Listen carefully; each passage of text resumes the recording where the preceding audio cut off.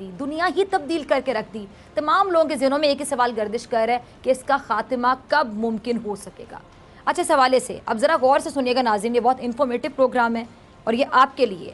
اس حوالے سے سنگاپور کی university of technology and design نے آرٹیفیشل انٹیلیجنس ڈیٹا کے تجربے سے دنیا بھر کے ممالک میں کورونا کی وبا کے خاتمے کے وقت کی پیش گوئی کر دی. بالکل صحیح سنا آپ نے, یہ ختم کب ہوگا, تمام ممالک میں وقت کی پیش گوئی کر دی. ڈیٹس بھی بتائی گئی ہیں, کتنا پرسنٹ کب تک ختم ہو جائے گا. میں تمام ڈیٹا آج آپ کے ساتھ شیئر کروں گی. بہت سے لوگ ایسے ہیں جو انگریزی نہیں سمجھ پاتے ہیں, میں اردو میں آپ کے ساتھ یہ ڈیٹا شیئر کروں گی, ذرا غور سے سنیے گا. سنگاپور کی یونیورسٹی کے مطابق پاکستان میں, سب سے پہلے ہم اپنے ملک کی بات کر لیتے ہیں, تمام پاکستانی جو مجھے دیکھ رہے ہیں اس ٹائم پہ, پاکستان میں اس وبا پر 8 جون تک 97% 97% قابو پا لیا جائے گا. 8 جون کی تاریخ بتائی جا رہی ہے, 97% قابو پا لیا جائے گا. ڈیٹا کے مطابق پاکستان میں یہ وبا 27 اپریل سے عروج پر پہنچنا شروع ہو جائے گی, یعنی الارمنگ ہوگی. یہ تاریخ یاد کرنے, 27 اپریل سے عروج پر پہنچنا شروع ہو جائے گی وبا, جس کے بعد کیسز کی شرح میں بتدریج کمی بھی آئے گی. اور 9 جون تاریخ بتائی جاتی ہے, 9 جون, جب تک اس پر 97% 97%, جبکہ 23 جون بتایا جاتا ہے, 23 جون تک 99% 99%, اور 1 ستمبر یعنی 1 سپٹمبر تک 100% قابو پایا جا سکتا ہے. یعنی 1 سپٹمبر تک ایکسپیکٹڈ اس ڈیٹا کے مطابق کہ 100% اس وبا پر, کرونا وائرس پر قابو پا لیا جائے گا. یہ میں اپنے ملک پاکستان کے حوالے سے بات کر رہی ہوں. اچھا, اس ایسٹیمیٹ کو روزانہ نئے ڈیٹا کی بنیاد پر اپ ڈیٹ بھی کیا جا رہا ہے, لیکن یاد رہے کہ یہ حتمی نہیں ہے, یہ حتمی نہیں ہے, اس میں غلطی کا 100% امکان بھی موجود ہے. یونیورسٹی کیا کہتی ہے مزید؟ یونیورسٹی کے مطابق عالمی سطح پر, اب عالمی سطح کی بات کر لیتے ہیں, اس وبا پر 29 مئی 29 مئی تک 97% 97% تک قابو پایا جا سکتا ہے, اور یہ شرح 17 جون تک 99% یعنی 99% ہوگی 17 جون تک, اور 9 دسمبر کی 9 تاریخ 9 دسمبر تک 100% تک پہنچے گی.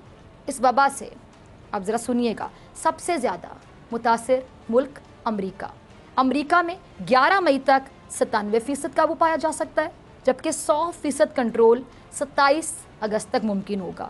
اٹلی میں 7 مئی, سعودی عرب کی بات کروں تو 21 مئی, متحدہ عرب امارات میں 11 مئی, ترکی کی بات کروں ترکی کی تو وہاں پہ 16 مئی کی تاریخ بتائی جاتی ہے اس ڈیٹا کے مطابق. برطانیہ میں 15 مئی, اٹلی میں 7 مئی, اسپین میں 3 مئی, جرمنی میں 2 مئی, فرانس میں 5 مئی, جاپان میں 18 مئی, ایران میں 19 مئی, انڈونیشیا کی بات کروں تو 6 جون کی تاریخ, ملیشیا کی 6 مئی, سنگاپور میں 4 جون, اور بھارت میں 21 مئی تک اس وبا پر 97% تک کنٹرول کیا جا سکتا ہے.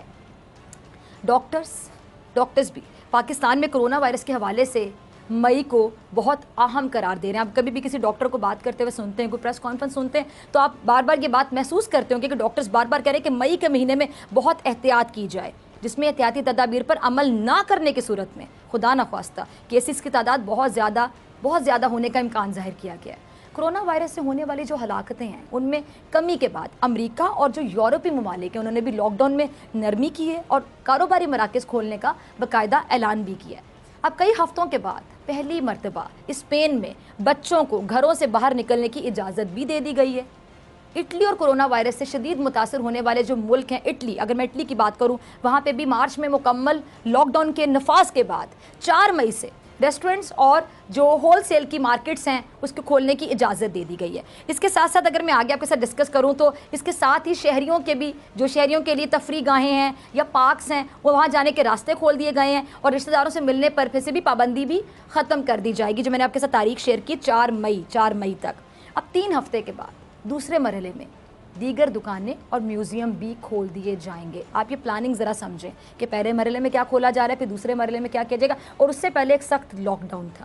اٹلی کے وزیر اعظم نے لاک ڈاؤن میں نرمی کے اعلان کے ساتھ شہریوں کو باقاعدہ آگاہ کیا ہے کہ ان کو فیس ماسک پہننے کی اور سماجی فاصلہ رکھنے کی جو ان کو بار بار انسٹرکشنز دی جاتی ہیں اس پر ابھی بھی انہیں سختی سے عمل کرنا ہوگا.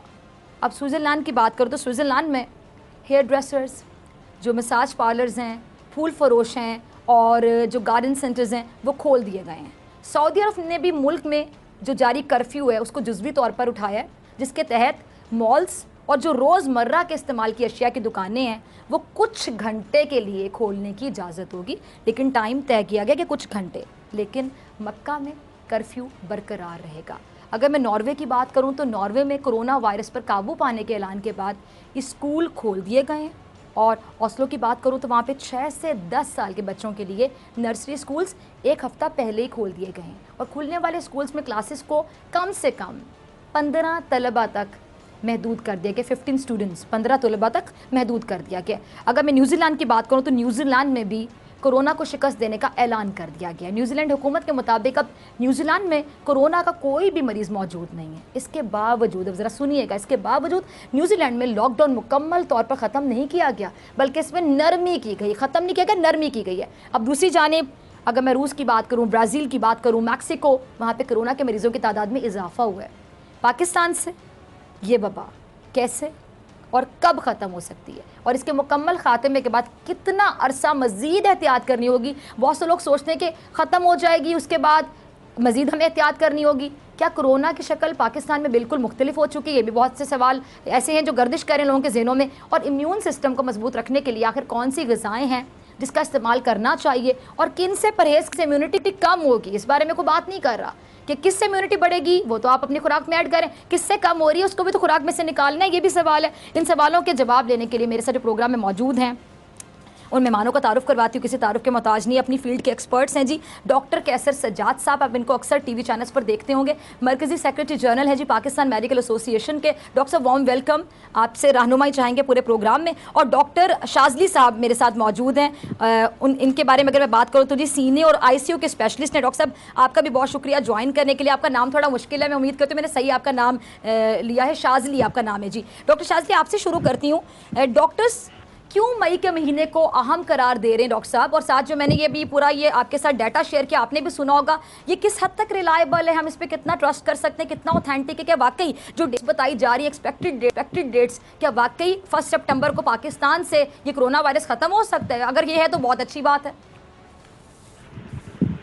شکریہ بہت بہت۔ دیکھیں یہ جو آپ نے ابھی ڈیٹا کیا یہ آرٹیفیشل انٹیلیجنس سے لیا گیا ہے، لیکن ایکچوئل فگرز اور جو یہ چیزیں ہوتی ہیں بہت ساری فیکٹرز ان میں انوالو ہوتے ہیں۔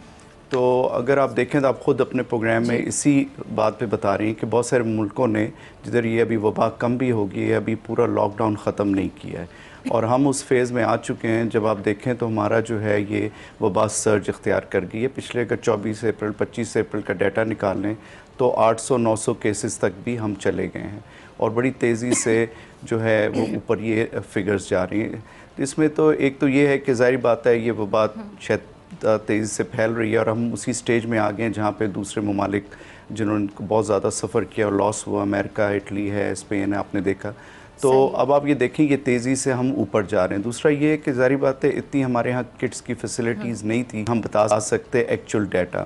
تو جیسے آپ نے آرٹیفیشل انٹیلیجنس کی بات کی، ایپیڈیمیولوجیکل لوگ ماڈلز بنا کے بتا دیتے ہیں، لیکن وہ ایکچوئل حقیقت نہیں ہوتی، اور اس سے لوگ فائدہ بھی اٹھا سکتے ہیں، لوگ نقصان میں بھی جا سکتے ہیں کہ وہ یہ سمجھیں جی یہ تو وبا ختم ہو جائے گی، اب سب کچھ ختم کرو، ماسک بھی اتار دیں، سوشل ڈسٹینسنگ بھی ختم کر دیں اور اب اپنے کام شروع کر دیں، تو اس سے بہت بڑا نقصان ہو سکتا ہے اس پریڈکشن کی وجہ سے۔ تو آئی تھنک کہ ابھی ہم اس فیز میں ہیں جہاں پہ مئی کا مہینہ جس طرح پریڈکشن ہے ہمارا اوپر جائے گا، اور میں بہت احتیاط کرنی ہے اس میں، مطلب مارکیٹیں کھل گئی ہیں، لوگ ابھی اسی طرح سے شروع ہو گئے ہیں، مجمع لگنے لگے ہیں۔ تو جس طرح آپ یہ سرچ دیکھ رہے ہیں، یہ سرچ جو ہے کہ جو تیزی سے اوپر جا رہا ہے اکاؤنٹ، وہ کہیں بہت زیادہ بڑھ نہ جائے اور کوئی مطلب خطرناک حد تک نہ بڑھ جائے۔ اچھا ڈاکٹر صاحب، اچھا آپ سے میں بات کروں گی، ڈاکٹر شاذلی صاحب، پھر میں کیسر صاحب کی طرف جاؤں گی۔ آپ نے بڑی ایک اہم پوائنٹ ریز کیا، آپ نے کہا کہ جی ابھی ہم احتیاط کو اگر چھوڑ دیں گے، اور مئی کا مہینہ تو زیادہ کہا جا رہا ہے کہ بڑا الارمنگ ہو سکتا ہے، کیسز بڑھ سکتے ہیں، تو پھر اس مہینے میں تو زیادہ احتیاط کرنی چاہیے۔ خدا نہ خواستہ اگر کیسز بڑھ جاتے ہیں، احتیاط چھوڑ دی جاتی ہے اور لوگ سمجھیں جی بڑا سب کچھ نارمل ہو گیا۔ اور ساتھ ہی میں ایک چیز ایڈ کرنا چاہوں گی، بہت سے لوگ ایسے ہیں ہمارے، آپ کو پتہ ہے کہ لٹریسی ریشیو بہت کم ہے، پڑھے لکھے لوگ کم ہیں، بلکہ سوری ٹو سے پڑھے لکھے لوگ بھی ایسی باتیں کریں، ارے آپ نے کرونا کا پیشنٹ اپنی آنکھوں سے دیکھا ہے، ایسا کچھ بھی نہیں ہے، ایسا ہے ہی نہیں، اتنا ہے نہیں جتنا بتایا جا رہا ہے، ڈرایا جا رہا ہے۔ پلیز میں ریکویسٹ کرتی ہوں ہاتھ جوڑ کے کہ آج ایسے لوگوں کو گائیڈ کریں کہ کرونا ہے، اور نہ صرف ہے بلکہ بہت خطرناک ہے، جان لیوا ہے۔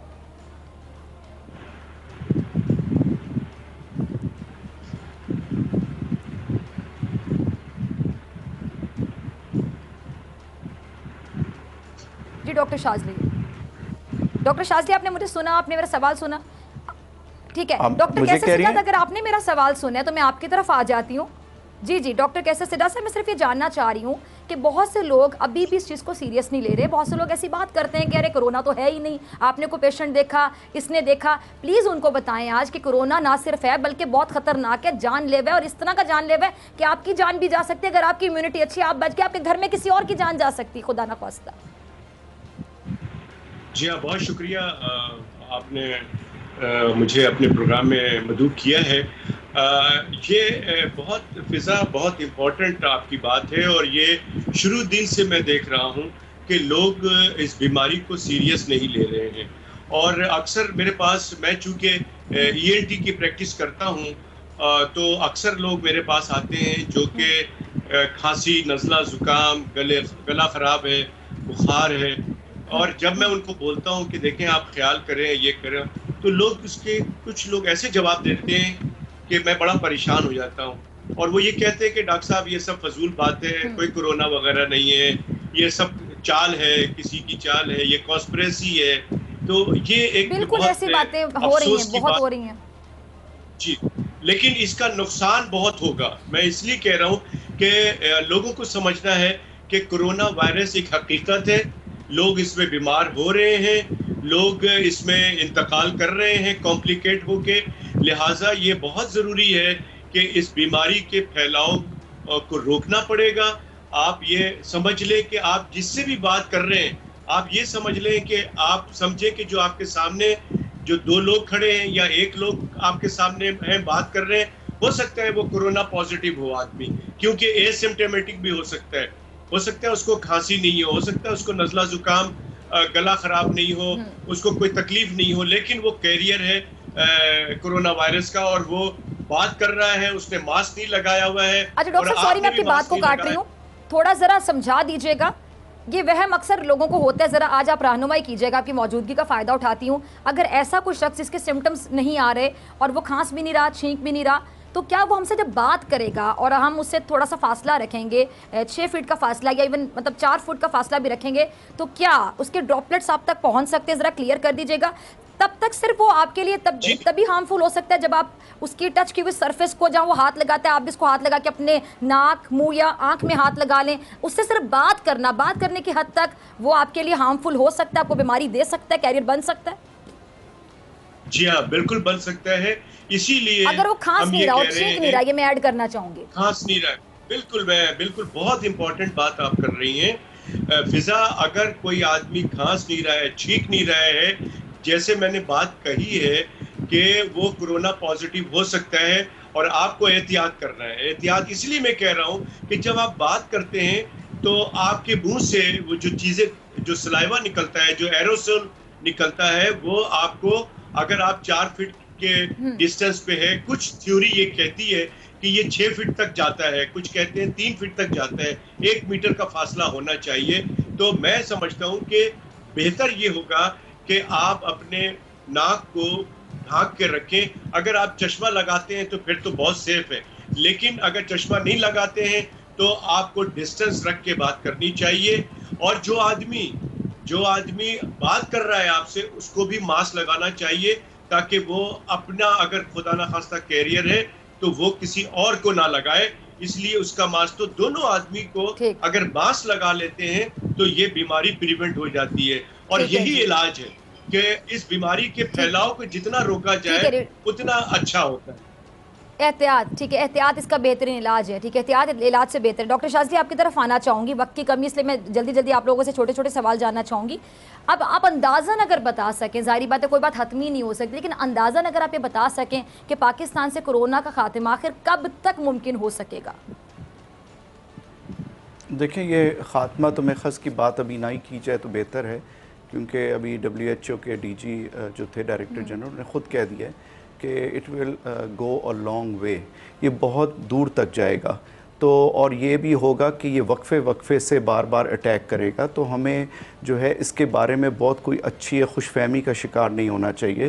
لوگ پریڈکشن کر رہے ہیں کہ یہ اگست میں ختم ہو جائے گا، اگر نہ ہوا تو ستمبر اکتوبر میں دوبارہ آئے گا۔ بہت سے ناردرن ہیمسفیئر میں جہاں بھی سردی شروع ہوگی وہاں یہ بیماری دوبارہ سے آ رہی ہے، اور جس طرح چائنا کی آپ مثال لے لیں تو چائنا میں بھی جو ہے یہ ابھی دوبارہ سے لوگ اس میں جو ہے ابھی دوبارہ سے ان کی ری انفیکشن دیکھی جا رہی ہے۔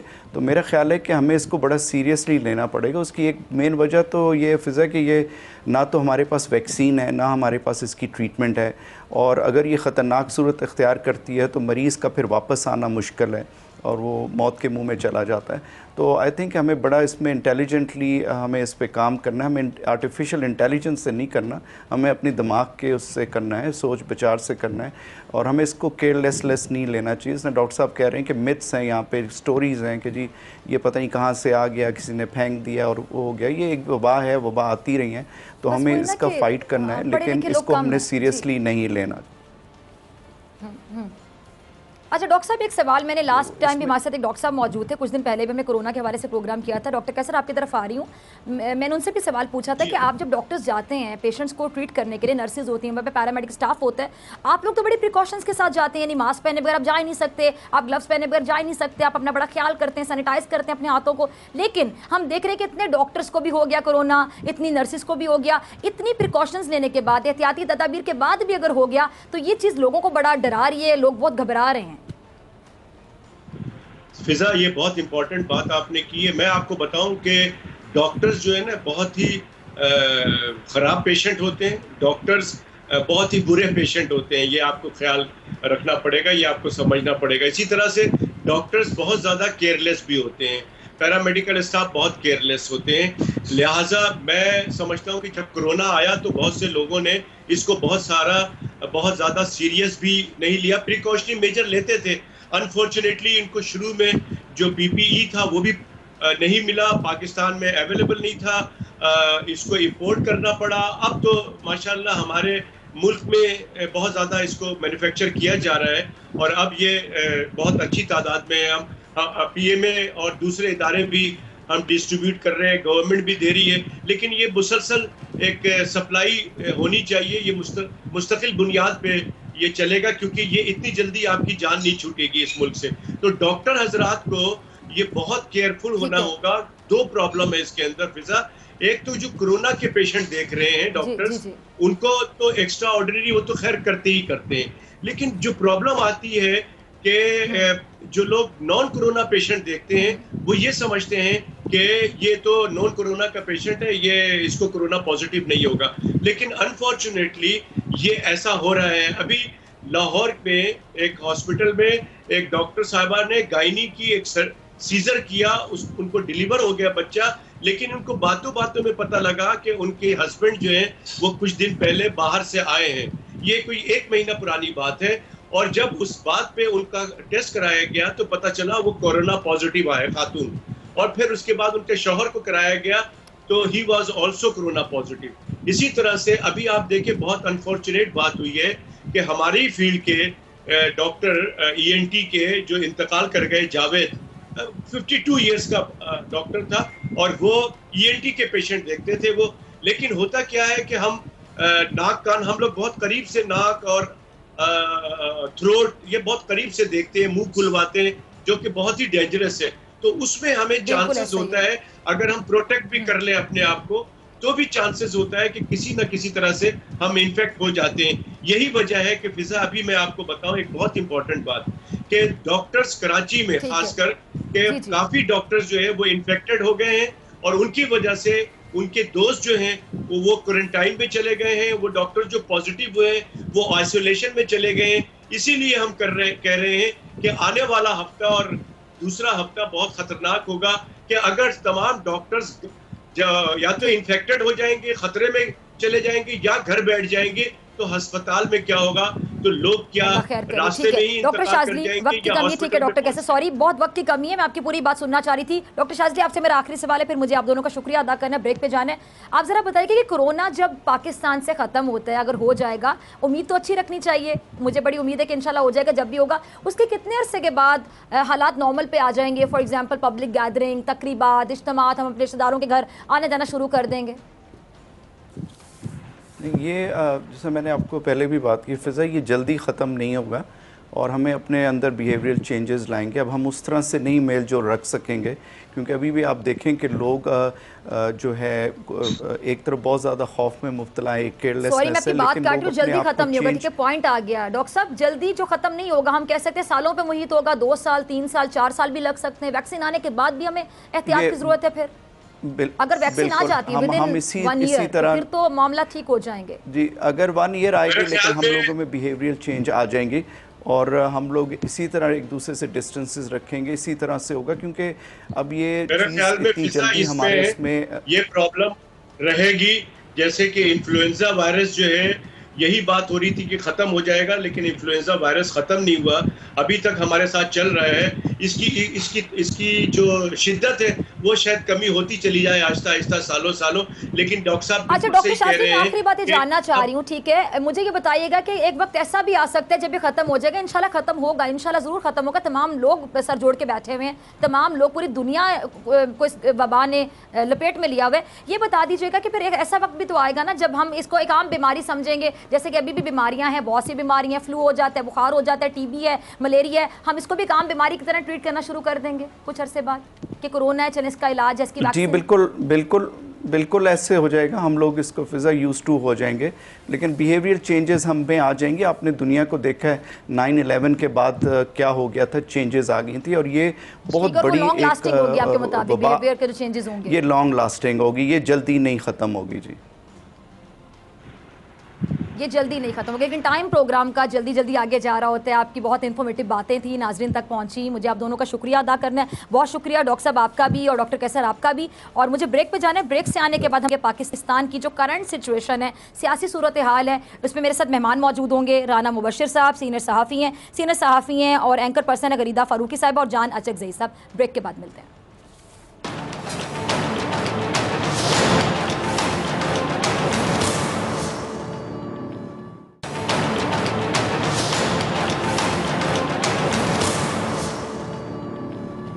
ویلکم بیک ناظرین. بریک سے پہلے میں بات کر رہی تھی کورونا کی صورتحال کی, میرے ساتھ 2 ڈاکٹرز موجود تھے. اب میں بات کروں گی ملک کی سیاسی صورتحال کی کہ کرنٹ سچویشن ہمارے ہاں کیا ہے. پالیٹکس کی کو اگر میں لے کے بات کروں یا سیاست کو لے کے بات کروں, نواز شریف کی بیماری کے بعد ملک کا اہم ترین مسئلہ بنا ہے جی 18ویں ترمیم. اب لیکن سوال یہ کہ 18ویں ترمیم کے خلاف آخر ہے کون, اور 18ویں ترمیم ختم کر کے حکومت کو فائدہ کیسے ہو سکتا ہے؟ الٹا نقصان ہی دکھائی دے رہا ہے. اب مولانا فضل الرحمان صاحب کی بات کروں تو ایک بار پھر سے سیاست میں وہ بہت زیادہ ایکٹیو ہونے کی کوشش کر رہے ہیں. شہباز شریف لڑنے آئے تھے کورونا سے, لیکن ان کے معاملات اب نیب دیکھ رہا ہے.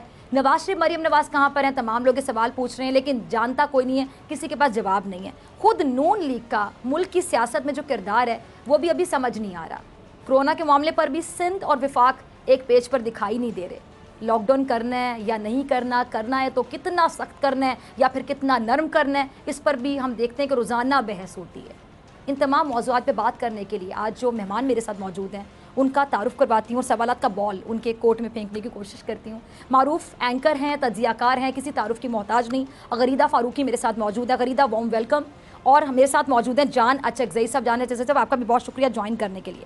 غریدہ, پہلا سوال میں آپ سے پوچھوں گی, 18ویں ترمیم کا ہی شور مچا ہوا ہے, آپ بھی سن رہی ہوں گی, پڑھ رہی ہوں گی, آپ کی بڑی گہری نظر ہے تمام ایشوز پر. آپ کو کیا لگتا ہے یہ 18ویں ترمیم کا جو معاملہ ہے وفاق نے اٹھا کر صحیح کیا یا غلط کیا, اور اس میں کتنی ترمیم کی مزید گنجائش آپ دیکھتے ہیں؟ ساتھ ہی میں ایڈ کرنا چاہوں گی غریدہ, اس سچویشن کو دیکھتے ہوئے, کورونا کی سچویشن ہم دیکھ رہے ہیں, بار بار یہ بتایا جا رہا ہے کہ مئی میں سچویشن بہت زیادہ مزید خراب ہو سکتی ہے, پیشنٹ زیادہ آ سکتے ہیں. اس سچویشن کو دیکھتے ہوئے آپ کو لگتا ہے کہ معاملہ ابھی اٹھانا صحیح ہے؟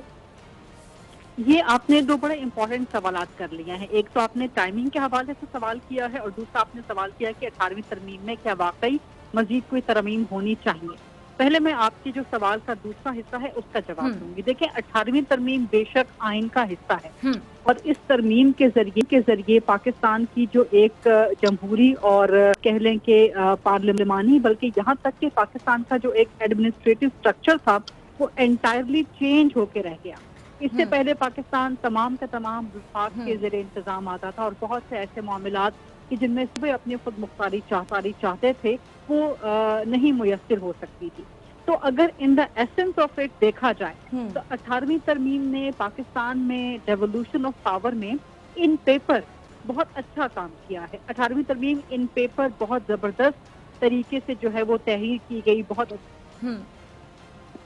غریدہ کی آواز میں نہیں سن پا رہی, کیا آن ایئر آواز جا رہی ہے؟ ٹھیک ہے, غریدہ کی آواز سے ٹیکنیکل کسی ایشو کی وجہ سے نہیں آ رہی. آپ غریدہ کو دوبارہ کال کیجیے ذرا ٹیم. جان اچھے سے میں آپ کی طرف آنا چاہوں گی, ان کی لائن ڈراپ ہو گئی ہے. آپ سے بھی یہی سوال پوچھوں گی, آپ کو کیا لگتا ہے اس طرح کے ماحول میں جب ماحول بنا ہوا ہے کرونا اس کا حل ڈھونڈا جا رہا ہے, ویکسین تلاش کی جا رہی ہے, اس کا کیسے علاج ہو سکتا ہے؟ ہمارے ملک میں آپ کو پتہ ہے ہم ترقی یافتہ ممالک کی لسٹ میں نہیں آتے ہیں. ترقی یافتہ ممالک نے گھٹنے ٹیک دیے. ہمارے ملک میں ایک نئی بحث چھڑ پڑی ہے کہ ترمیم کیسے دیکھتے ہیں آپ؟ پہلی بات یہ کہ کوئی بھی وقت جو ہے وہ امپورٹنٹ یا غیر امپورٹنٹ نہیں ہوتا. 18ویں ترمیم آئین کا حصہ ہے. جس طرح غریدہ فاروقی صاحبہ نے اشارہ کیا, ایک لیونگ ڈاکومنٹ ہے. کسی بھی وقت کوئی بھی حکومت چاہے وہ اس میں ترمیم کر سکتی ہے پرووائڈیڈ کہ اس کے پاس نمبرز ہوں, باقی پارٹیاں اتفاق کریں اور 2/3 میجورٹی ان کے پاس ہو تو کوئی بھی نیا ترمیم آ سکتا ہے.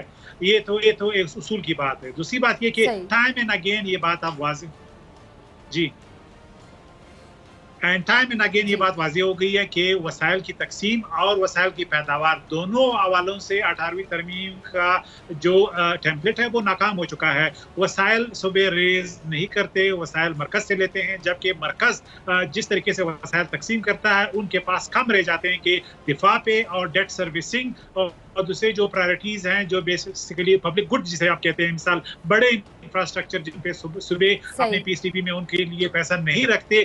یہ 3-4 ایسی وجوہات ہیں جس کی بنیاد پہ مرکز کو اب مشکلات آ رہی ہیں اور یہ سسٹینیبل نہیں ہے. اب آپ دیکھیے انڈیا کے ساتھ ہمارے تعلقات اور خراب ہونے جا رہے ہیں تو ڈیفنس کے لیے آپ کے پاس وسائل نہیں ہے. ڈیٹ سروسنگ سب سے بڑا مسئلہ ہے. اب ہماری جو ٹیکس ہم لے رہے ہیں وہ ڈیٹ سروسنگ میں جائے گا اور آگے اور بڑھے گا. لہٰذا جو ایوارڈ بنایا تھا وہ 18ویں ترمیم کے مطابق تھا. اب اس کو ریوائز کرنے کا ٹائم آ گیا اور وہ اس وقت تک ریوائز نہیں ہو سکتا. جو مین فارمولا ہے یعنی 57% جو وسائل ہے جو صوبے کو جائیں گے وہ ری وزٹ نہ ہو. صوبوں نے کیا کیا, مرکز سے تو لے لیا لیکن کوئٹہ, کراچی, پشاور جو دوسرے علاقوں میں انہوں نے ایوارڈ تقسیم کرنا تھا وہ نہیں کیا. لہٰذا ایک ڈسپروپورشنیٹ غیر تناسبی تقسیم ہے وسائل کا مرکز اور صوبوں کے درمیان, صوبوں اور ڈسٹرکٹ کے درمیان. لہٰذا ایک امپاس ہے. اگر اب بحث ہوتی ہے, ری وزٹ ہوتا ہے, صوبے اور مرکز بیٹھ کے اس پہ ایک نئے انداز سے غور کرتے ہیں, اس میں کوئی قباحت نہیں. بڑی اچھی آپ نے بات کی جانا چاہیے. آپ کی بات سے بات آگے بڑھاتے ہیں. تقسیم ہی اگر کسی کو سمجھ آ جائے نا کہ تقسیم کیسے کرنی, بڑے انصاف کے ساتھ کیسے کرنی, بیلنس کیسے کرنا, تو زندگی سنور کے رہ جاتی. جیسے کہ پروگرام میں بھی ہمیں ٹائم کو تقسیم کرنا ہوتا ہے کہ کسی بھی مہمان کو کم وقت. غریدہ ہمیں دوبارہ جوائن کر چکی. غریدہ آپ کی طرف آنا چاہوں گی, اگر آپ مجھے سن پا رہی ہیں. آپ سے میں سوال نہیں پوچھوں گی بلکہ آپ سے جو پہلا سوال پوچھا تھا آپ نے ابھی جواب کمپلیٹ نہیں کیا تھا تو کال ڈراپ ہو گئی تھی. آپ اسی سوال کا جواب دیجیے گا پلیز.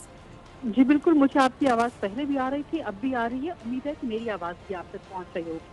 تو میں اپنی بات کو آگے بڑھاتے ہوئے کہنا یہ چاہوں گی کہ آئین پاکستان کا انتہائی مقدس ایک مقدس کتاب ہے اور اسی آئین کی بنیاد پہ پاکستان کے ہر شہری کو اس کے حقوق ملتے ہیں اور اسی آئین کی بنیاد پہ پاکستان میں تمام اداروں کا جو کردار ہے, یعنی کہ پاکستان کا جو پورا اسٹرکچر ہے وہ اس آئین کی بیس پہ چلتا ہے. لیکن ہمیں یہ بھی مد نظر رکھنا پڑے گا کہ 1973 سے لے کے اس سے پہلے بھی 2 آئین پاکستان کے موجود تھے. 1973 کا آئین اس لیے لایا گیا کہ اس میں اندازہ ہوا کہ پہلے والے 2 آئین ان میں کچھ خامیاں تھیں, کچھ کمیاں رہ گئی تھیں. پھر 1973 کے آئین میں بہت سی ترامیم کی گئیں. گویا کہ مقصد یہ ہوا, مطلب یہ ہوا کہ آئین ایک مقدس کتاب تو ہے لیکن آسمانی صحیفہ یقیناً نہیں ہے. یعنی کہ نہ تو وہ قرآن پاک ہے, نہ ہی وہ بالکل اس میں چینجز آ سکتے ہیں, امینڈمنٹس ہو سکتے ہیں. تو آئین میں 73 کے آئین میں جو مختلف ترامیم کی جاتی رہی وہ اسی لیے کہ پاکستان کو چلانے کے لیے, پاکستان کے شہریوں کو ان کے حقوق دلانے کے لیے جہاں جہاں بہتری کے مواقع نظر آئیں ان میں امپروومنٹ کی جاتی تھی. اب 18ویں ترمیم بھی اسی لیے لائی گئی کہ جب یہ احساس کیا گیا کہ صرف وفاق کے اندر سینٹرلائزڈ نہیں ہونا چاہیے بلکہ ڈی سینٹرلائز ہونی چاہیے بہت سی چیزیں جو اگر صوبوں کے پاس آ جائیں تو زیادہ اچھے طور سے چلیں گی. ٹھیک ہے وہ ایک چیز سامنے آ گئی, بہت اچھے طریقے سے وہ صوبوں نے چلانے کی کوشش بھی کی, لیکن ایک ایکسپیریمنٹ تھا نا. اس ایکسپیریمنٹ میں اگر یہ دیکھا جا رہا ہے کہ مزید بہتری لائی جا سکتی ہے تو کیوں نہیں. مجھے یہ سمجھ نہیں آتی کہ اگر 18ویں آئینی ترمیم میں مزید بہتری کی یا مزید ترامیم کی بات کی جاتی ہے تو اس میں غلط نہیں. ہاں یہ ضرور ہونا چاہیے کہ جب بھی آپ 18ویں ترمیم میں ترمیم کی بات کریں تو اس کا ایک باقاعدہ ضابطہ ہونا چاہیے. ظاہر ہے وہ پارلیمان میں آئے گی, قومی اسمبلی میں ڈسکس ہوگی, تمام سیاسی جماعتیں اس وقت پاکستان پیپلز پارٹی, مسلم لیگ نون, یہ دو بڑی سیاسی جماعتیں تھیں. پاکستان تحریک انصاف کا تو اس طرح سے وجود نہیں تھا, لیکن اب ظاہر ہے پاکستان تحریک انصاف اس وقت ایک سب سے بڑی سیاسی جماعت ہے ووٹوں کے حساب سے اور پاکستان کی حکمران جماعت ہے. تو اس وقت 3 بڑی سیاسی جماعتیں اور جو باقی چھوٹی جماعتیں ہیں ان سب کا اسٹیک ہے. تو اس میں کوئی حرج نہیں ہے, اس میں کوئی مذائقہ نہیں ہے کہ آپ پارلیمان میں لا کے اس کو ڈیبیٹ کریں, قومی اسمبلی میں اس پہ ڈیبیٹ کریں, سینٹ میں اس پہ ڈیبیٹ کریں, کیونکہ یہی جمہوری اور پارلیمانی طریقہ کار ہے. اگر سب ایگری کریں گے کہ کچھ چیزیں ایسی ہونی چاہیے کہ جن پہ اگر اختیارات کی تقسیم پر مزید ڈیبیٹ ہو جائے تو زیادہ بہتر رہے گا, تو اس میں کوئی حرج نہیں ہے. لیکن میں سمجھتی ہوں کہ یہاں پر حکومت کے جو وزراء ہیں, چند وزراء, ان کو بھی ذرا احتیاط برتنی چاہیے کیونکہ آخر کار ایک سینسٹیو معاملہ ہے. اچھا یہ بھی ایک ایشو ہے ڈاکٹر فضا کہ ہمارے ہاں ایشوز بجائے اس کے کہ ان کی ایسنس پہ ڈیبیٹ ہو, ان کے ساتھ سینسٹیوٹیز اٹیچ کر دی جاتی ہیں. مثال کے طور پہ کالا باغ ڈیم, اب اس کے ساتھ سینسٹیوٹی نیشنلزم کی اٹیچ کر دی گئی کہ کالا باغ ڈیم پہ بات کرنا پاکستان میں جیسے حرام قرار دے دیا گیا. اس طرح کی بہت سی اور چیزیں ہیں جن کے ساتھ unnecessary and undue sensitivities attach کر دی. تو 18ویں آئین جیسے کہ غریدہ مذہب پہ بات نہیں کر پا رہے ہوتے, ہمارے پاس پوری انفارمیشن بھی ہوتی ہے تو آپ بھی گھبراتی ہوں گی, میں بھی گھبراتی ہوں گی. ہم کھل کر بات کرتے ہیں, مذہب پہ بات کرتے ہوئے ڈر لگتا ہے کہ کوئی بھی عالم دین آ کے ہم پہ فتویٰ لگا دے گا کہ آپ نے یہ غلط کہہ دیا, آپ نے یہ کہہ دیا. آپ کا کانفیڈنس شیک ہوتا ہے جب اس طرح کی سچویشن پھیلا دی جاتی ہے.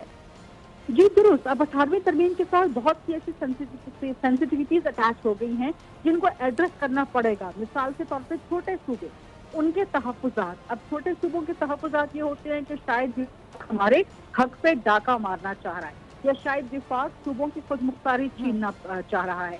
تو میرا خیال ہے یہ سب جتنے بھی تحفظات ہیں, جتنے بھی خدشات ہیں, ان کا سب سے بہترین فورم پاکستان کے ساتھ ہے, وہاں پہ ڈسکس ہونا چاہیے. حکومتی وزراء کو بھی, چند وزراء کو اپنے بیانات دینے میں جو ہے ذرا احتیاط برتنی چاہیے. ٹھیک ہے. اچھا وزراء کو تو بیانات دینے میں اب احتیاط برتنی چاہیے. آپ نے غریدہ بڑی اچھی بات کی. ہم دیکھتے ہیں کہ تبدیلی کا جو نعرہ لگایا تھا پی ٹی آئی گورنمنٹ نے کہ تبدیلی ہوگی, ہمیں لگتا تھا کہ پتہ نہیں کیا کچھ تبدیل ہو جائے گا, سسٹم تبدیل ہو جائے گا, نظام تبدیل ہو جائے گا, کرپشن فوراً ختم ہو جائے گی, سب کچھ میرٹ پر ہوگا, نوکریاں ملیں گی میرٹ پر, نہ جانے کیا کچھ ہوگا. لیکن ہم دیکھتے ہیں کہ آئے دن کابینہ میں تبدیلی ہوتی ہے, یہ چہرہ گیا, وہ آ گیا, وہ چلا گیا, اس کو ریپلیس کر لیا. کیسے 5 سال گزر جائیں گے, اس پر بات کروں گی. بریک کے بعد دونوں مہمان میرے ساتھ موجود ہیں.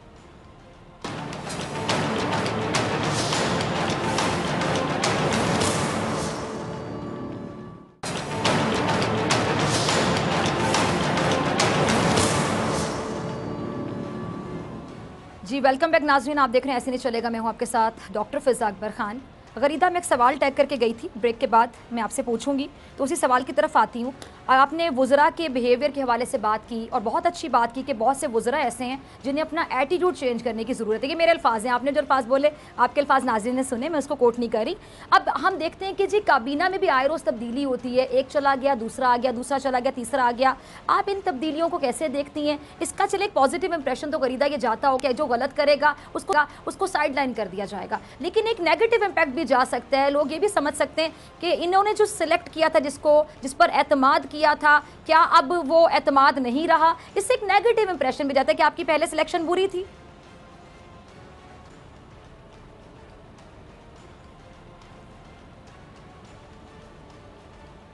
جی غریدہ مجھے سن پا رہی ہیں؟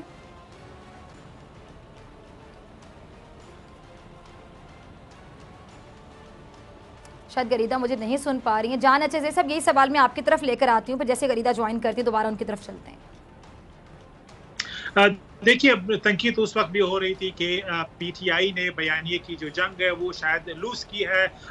اس وقت تنقید یہ تھی کہ جو انفارمیشن منسٹر ہے فردوس ہاشم اعوان صاحبہ, وہ شاید صحیح طریقے سے جو بیانیہ ہے پی ٹی آئی کا وہ آگے لے جانے میں ناکام ہو گئی ہے, اور اسی طرح جو باقی ان کے ترجمان ہیں وہ میڈیا کو فیس نہیں کر پا رہے. اور ایک ایسا ٹائم بھی آیا کہ عمران خان صاحب اکیلے رہ گئے تھے, بہت سے ان کے وزراء اور ترجمان ٹاک شو میں نہیں آ رہے تھے اور وہ ڈیفینڈ نہیں کر پا رہے تھے. تو یہ شدت سے احساس ہو رہا تھا کہ پی ٹی آئی کی جو نیریٹو جنگ ہے اس میں ان کو نقصان ہو رہا ہے. 100 کے سے زیادہ شو دن کو ہوتے تھے اور اس میں ہر شو میں ان کو ان کے خلاف جو ہے ایک تنقید کا ایک سلسلہ شروع ہو گیا تھا. تو جو ابھی تبدیلی آئی ہے شاید اس ریئلٹی کو ریفلیکٹ کرنے کے لیے عمران خان صاحب نے فیصلہ کیا کہ ایک ایسا کردار لایا جائے شبلی فراز صاحب کی شکل میں جو ایک قابل قبول چہرہ ہو, جو پی ٹی آئی کا پرانا ساتھی ہو, جو ایک برج کے کردار کے طور پہ ان کو دیکھا جا سکے. اور لگ بھی یوں رہا ہے کہ میڈیا کے زیادہ تنقید میں کرنے وہ لوگ جو زیادہ تنقید پی ٹی آئی پہ کرتے تھے اس چوائس پہ نہیں کر پا رہے کیونکہ ان کے خیال میں یہ ایک ایکسیپٹیبل تبدیلی ہے. اسی طرح جنرل عاصم باجوہ صاحب جو ہے ان کی بھی credentials, credibility, skill set, expertise media کے حوالے سے بہت ہی یعنی سب کو معلوم ہے. میڈیا کے تمام جرنلسٹ, ورکنگ جو پریکٹیشنرز ہیں, ان کے مالکان ہیں, ان کے ساتھ ان کے اچھے تعلقات رہے ہیں. اور D G I S P R کی تجربے کی وجہ سے ان کا ایک بیک گراؤنڈ بھی ہے. لہٰذا جب وہ آئیں گے اپنے تجربے لے کے, تو میں سمجھتا ہوں کہ عمران خان کا جو نیریٹو کے حوالے سے بہت ہی وہ ایک سینسیٹیو ہیں, اس بیانیے کو تبدیل کرنے میں کوئی کردار ان کا ہوگا. تو تنقید ابھی بھی ہوگی, لیکن ابھی تنقید اس حوالے سے نہیں ہوگی کہ ٹیم بیانیے کے حوالے سے کمپیٹنٹ نہیں ہے. ٹھیک ہے جی, ٹھیک ہے. جان ایچ ایس صاحب آپ کا پوائنٹ آ گیا. غریدہ آپ کی طرف آنا چاہوں گی. تبدیلی ہم دیکھ رہے ہیں کہ آئے روز کابینہ میں تبدیلی ہوتی ہے, یہ چہرہ بدل گیا, وہ بدل گیا. آپ مجھے صرف یہ سمجھانے کی کوشش کیجیے گا کہ کیا سارا سال ایسی تبدیلیاں ہوتی چلی جائیں گی, یا ہم سال کی کیوں بات کریں, پورے ٹینیور کی بات کر لیتے ہیں. پی ٹی آئی پورا ٹینیور ایسے پورا کرے گی, پھر اس سے تو ایک امپریشن جاتا ہے, ایک میسج جاتا ہے کہ آپ جن کو پہلے لے کر آتے ہیں آپ کو اعتماد نہیں رہتا, پھر آپ کسی اور کو لے کر آتے ہیں, پھر جو دوسرا آتا ہے وہ بھی شاید یہ سوچتا رہتا ہے کہ میرے بعد تیسرا کون آئے گا. یہ انسانی نفسیات ہے. جو سوالات آپ اٹھا رہے ہیں یہ ہر ایک کے ذہن میں سوالات ہیں, اور اپیرنٹلی اس وقت کسی کو بھی ریزن سمجھ نہیں آ رہی ہے کہ آخر جو ریسنٹ تبدیلی کی گئی ہے وہ کیوں کی گئی ہے اور اس کی ضرورت کیوں محسوس کی گئی. اس وقت ہر ایک اپنے اپنے تجزیے کے مطابق اندھیرے میں چیز چلا رہا ہے, لیکن اصل بات کسی کو بھی معلوم نہیں ہے, اصل وجہ کسی کو بھی معلوم نہیں کہ تبدیلی کیوں ہوئی ہے. اب اس وقت آپ نے سوال کیا تھا کہ یہ تبدیلی کی ٹائمنگ کیا واقعی اہم ہے. اس ٹائمنگ سے ہٹ کے میرا خیال ہے جو تبدیلی کے نام پر 2 نئے چہرے آئے ہیں وزارت اطلاعات میں, خاص طور پہ جنرل عاصم سلیم باجوہ صاحب اور سینٹر شبلی فراز صاحب, دونوں بوتھ ہے جینٹلمین, دونوں کی بہت عزت ہے. خاص طور پہ جنرل عاصم سلیم باجوہ سے جب وہ سابق D G I S P R تھے تو انہوں نے نہ صرف آئی ایس پی آر کو ریویمپ کیا بلکہ اس کو ماڈرنائز بھی کیا. اس وقت جو آپ کو ماڈرن فارم میں آئی ایس پی آر نظر آتا ہے جو 5th جنریشن وارفیئر, تو یہ سب چیزوں کا یہ اصلاحات کا عمل انہوں نے وہاں پر آغاز کیا. اب ان سے توقع کی جا رہی ہے کہ وہ اسی قسم کی اصلاحات اور ماڈرن لائنز پر جو ہے وہ ریفارمز لے کے آئیں گے وزارت اطلاعات میں, جو کہ آج واضح بھی ہو گیا ہے کہ جنرل عاصم سلیم باجوہ جو ہیں being the former military officer, وہ اصلاحات پہ توجہ دیں گے, ریفارمز پہ توجہ دیں گے, پالیسیز کی بہتری میں توجہ دیں گے, وزیر اعظم کو اسسٹ کریں گے for the policy making and the policy division. اور سینٹر شبلی فراز صاحب جو ہیں چونکہ وہ پولیٹیکل فیس ہیں تو وہ ظاہر ہے گورنمنٹ کی ریپرزنٹیشن آ کر میڈیا پر دیں گے, پریس بریفنگز میں دیں گے, ٹاک شوز میں آئیں گے, میڈیا پر انسٹرکشن کریں گے.